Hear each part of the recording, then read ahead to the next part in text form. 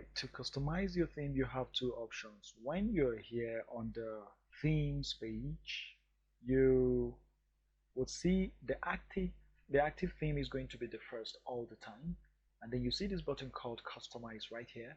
So clicking this will take you to the customized page, or you can click this guy here, this link also, and then it will take you also to the WordPress Customizer. Now take note, every customizer, every theme has a customizer that could be slightly different from another theme. But this is also something not to worry about. You can always, find your way around it because they are very similar. The differences are not much. So can you see?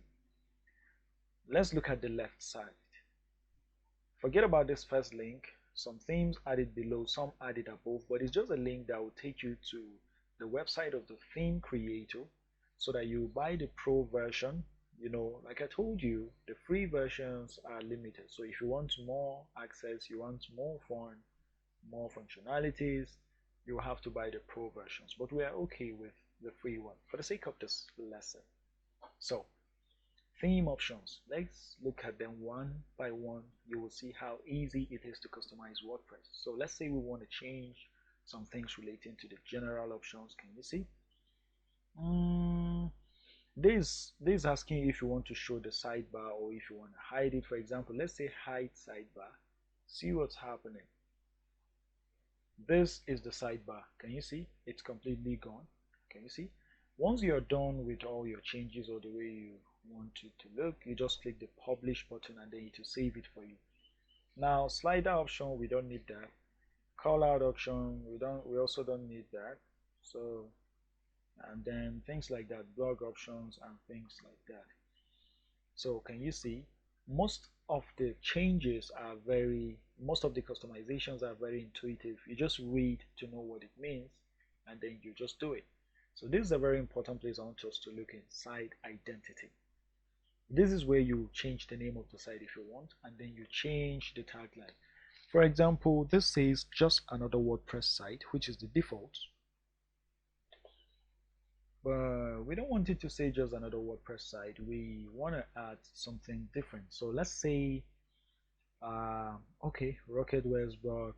Let's just say news, update, marketing content. Let's just leave it like that. It can be anything you want. There's no one way to do it.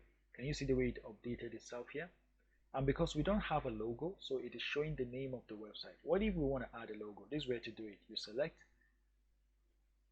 and then from your media, of course, if you don't have the logo here yet, you can come here and then upload it from your computer, the same way I showed you how to upload media files. So let's publish this and then go back. What can we change again? Okay, so here's another thing we can change. It is saying header image. Let's try adding a header image. Let's say this is our header image. Let's see where it takes us to. It is asking us to crop it. I don't want to overcrop it, and I think this is good. Okay, let's make it this way. This is good. So crop image, and then alright, so now this is our header image. So as you can see, it's not appearing here on the head. This is simply because these header images are supposed to appear in pages, but this is not a page. This is the home page, and it's just showing us our list of blog posts, and so that's why. So what again do we need to do? Background image, menus. Okay, let's do something very important also, the menu. Now you can create a new menu here. Let's call it navigation bar, or let's say nav bar, and then we'll select this one so that we'll be sure this is the next menu. Then we'll begin to add the menu items. For example, let's say this is the home. You have different options to choose from. You can add a custom link, a post, a category, a tag, format. Here we're interested in adding, let's say, just the home and about pages. So we'll select page, and then we have the about page here. That's all. So you can add as many as you want. If it is a custom link, for example, a link that goes outside the website, let's say you want the user to find himself on another website after clicking it, you select this custom link and then you'll be able to add the link, the text you want to appear, you want it to appear, and things like that. So let's publish, and then you can see, wow, here are our menu items, so and so on and so forth. You have tons of them. Other themes have a shorter list. Now this is where you select your home page. Let's say you want to create a new home page. Let's say you find this to be boring. I'm leaving this because we intended to create a blog post, but let's say you want to create a static web page. This is where you come and then you select that particular page you created. For example, let's say we want our about page to be on the home page. If we select our about page, you will see it appearing in place of all our blog posts. Can you see? But this is boring, so it's better we leave it the way it was. We'll leave it like this: your latest posts, and publish.